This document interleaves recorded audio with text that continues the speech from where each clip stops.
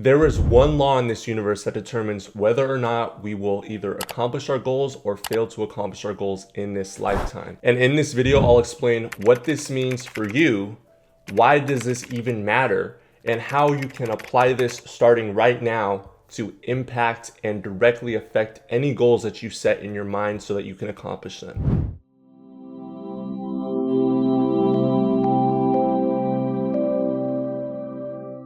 This is one of the most basic and yet dynamic laws of life, and it is create or disintegrate. And before I can explain to you exactly what that means, I'm first going to have to explain to you the concept and the understanding and the fact, and you'll understand when we get to the end of this video why this is a fact, that we are spiritual beings living in physical bodies. And if the concept of us being spiritual beings living in physical bodies sounds too out there for you, just replace spiritual beings with energetic beings. Since we know Einstein's theory of relativity confirms that mass and energy are different forms of the same thing. Mass, like our physical bodies, just vibrates at a different frequency than something we can't see with our physical eyes, like sound or energy. In order to better understand that we are spiritual beings living in physical bodies, we must understand some basic truths about our higher selves or spirit.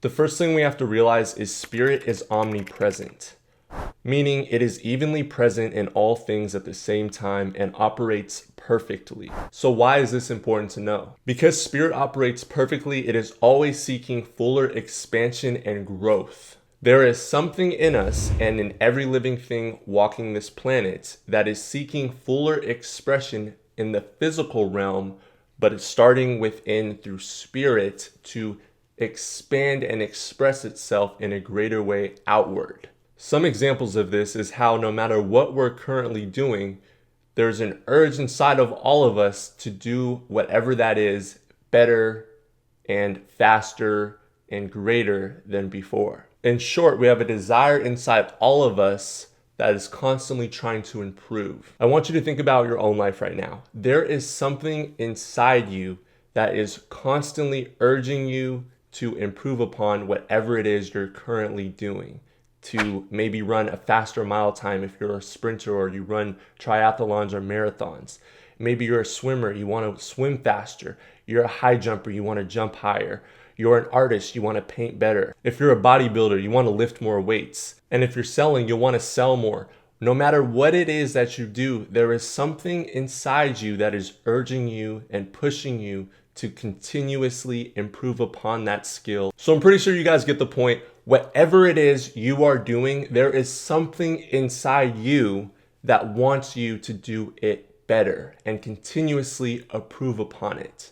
And that is what is called spirit. What we must understand is that spirit is an eternally self-generating power that flows into form on this plane of physicality in order to express itself or express the hidden desires of our hearts and what we were meant to bring and produce on our stay and our journey here on this earth. Spirit is also all powerful. This is exactly why super strength and super focus can be turned on just like that during a life or death situation. We like to call this the fight or flight response to a post-threat or stimuli that is occurring. This response is first triggered in the part of the brain called the amygdala. This is the part of your brain that's associated with fear. After the amygdala is triggered, it activates the hypothalamus, which then releases the hormones adrenaline, cortisol, and endorphins. In short, these hormones trigger organs like your heart and lungs to work faster. More blood and oxygen gets pushed into your major muscles, and an increase in focus, strength, extra energy, and a temporary inability to feel pain kicks in. This is why you've heard stories of this superhuman strength that kicks in when, let's say, a loved one is trapped underneath a car and miraculously one man is able to lift up this car and set free the loved one trapped underneath. All of this may sound really cool to hear, but why is this important for you to know? We have to realize inside all of us, there is this superhuman strength that we can tap into at any moment. You have power over your mind, not outside events. Realize this and you will have strength. Marcus Aurelius. God, our Creator, has stored within our minds and personalities great potential strength and ability. Prayer helps us tap and develop these powers. Abdul Kalam. Smashing the like button also helps you tap into these powers, so you should probably do that right now. Spirit is all-knowing. You have to realize that because Spirit is omnipresent, all of the knowledge and information there ever was and there ever will be exists right now. It just maybe hasn't been manifested or brought forth in the physical plane where we can see it. That doesn't mean that it doesn't exist. Oftentimes we feel like someone like a Steve Jobs, a Thomas Edison, or an Albert Einstein was born with these creative faculties that are higher than anything we could ever tap into, and that they are somehow superior than we could ever imagine to be. But that is not the case. We have to realize the same all-knowing power that they tapped into existed before they were here. They just finally tuned themselves into that frequency of receiving that information. You and I have the same ability to finally tune our concentration and our efforts into whatever goal we set out. And the first step that we have to take is believing in it. All of these creative, innovative leaders believed, and they continue to make progress towards their goals no matter what obstacles were in their way, and they continue to improve day in and day out because they had a vision that was through spirit before it manifests on the physical plane that was eventually motivating them and bringing it forth into the physical plane. This is truly what it means to have faith. Faith is the ability to see the invisible, believe in the incredible, and that is what enables believers to receive what the majority think is impossible. The Apostle Paul wrote the books of Corinthians, and he talks about this spirit or this energy being inside all of us, saying, "The Spirit searches all things, even the deep things of God." 1 Corinthians 2:10. "Do you not know that you are the temple of God and that the Spirit of God dwells in you?" 1 Corinthians 3:16. So why does any of this stuff even matter? Well, it's everything. We are living in a constant evolution of change. There's many old articles online right now talking about how the technology boom, when it first started, which is in the early 2000s, was going to actually slow things down for humanity and somehow give us more time. Well, fast forward 20 years and now we see artificial intelligence and fully autonomous cars are slowly overtaking a percentage of the labor force, and the world has significantly sped up. It's an entirely new economy that we have to adapt to. What I'm about to tell you next is worth its weight in gold if you truly listen to what I'm saying and you begin to apply it to your life. The first thing we need to understand is we are living in an ocean of motion.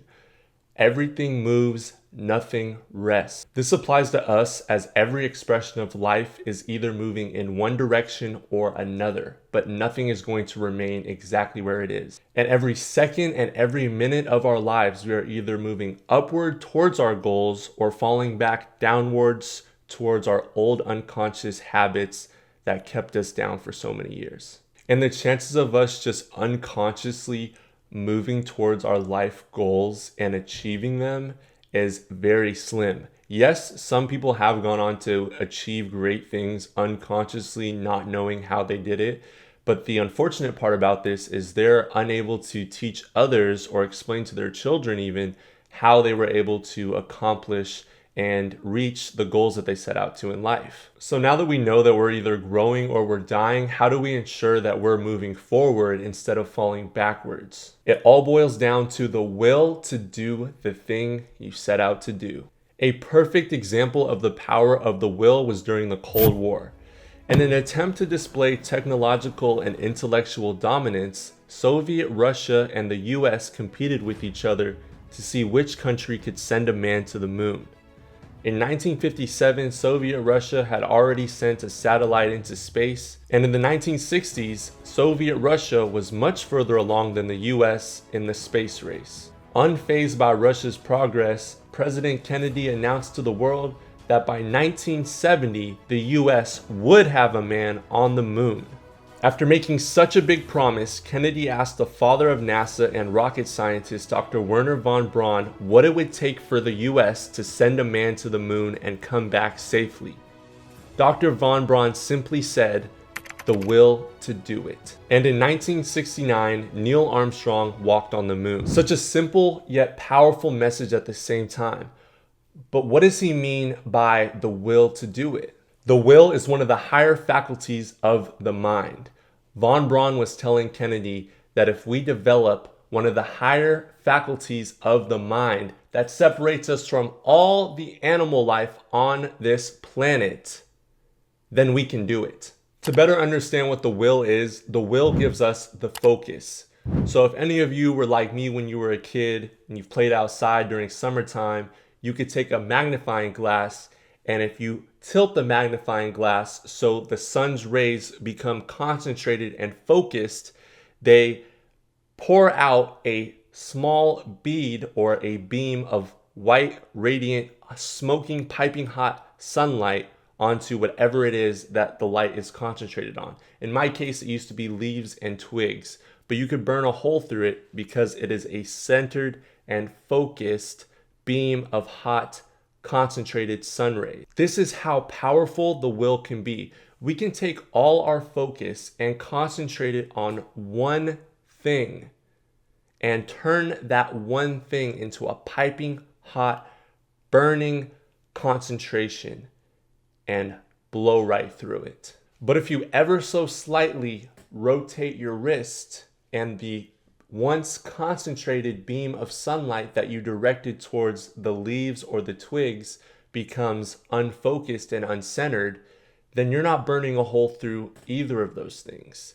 This is similar to how when we rotate our concentration and our focus towards a bunch of different things instead of just one main goal or objective, it becomes diluted, not as strong, and not a piping hot ball of force and energy that we can direct towards our overarching purpose and mission on this earth. Just as easy as it is to take the sun's rays through a magnifying glass and focus on your objective or whatever it is that you're trying to burn a hole through. And sadly, that's oftentimes all it is. It's a slight rotation of what our priorities and our focus should be on that ends up spreading our attention onto things that, aren't our overarching life's mission and goal.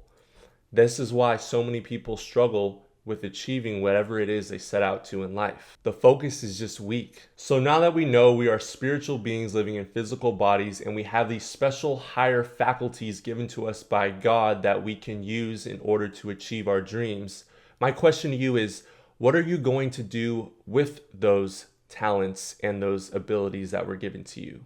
Are you going to let life and circumstances control whether or not you create or disintegrate?